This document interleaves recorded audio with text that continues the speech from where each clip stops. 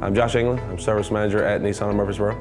We do brakes, oil changes, regular service, but we also do major repairs like transmission replacements, engine replacements, also electrical repairs we do as well. Here at Nissan of Murfreesboro, we service Nissans, but we also service other brands like Infiniti. We also do accessories where we install lifts, suspension work, trailer hitches, roof racks, things like that.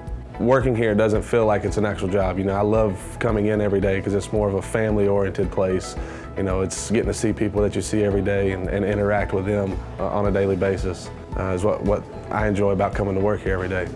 One of the things that separates us from other dealerships is our location. We're real close to the actual plant in Smyrna where the Nissans are built, and with our relationship that we have between the plant and our dealership, as we're allowed to service their vehicles at no cost to the employees that lease those vehicles, increases our volume tremendously. Some of the things I like the most about working in the automotive industry is meeting people, helping people, teaching people, and repairing a huge investment for them in their life. If you're interested in getting your vehicle serviced here by our highly trained staff, you can go online to our website. You can call in or walk in. We accept all forms of appointments or walk-ins when it comes to servicing vehicles here.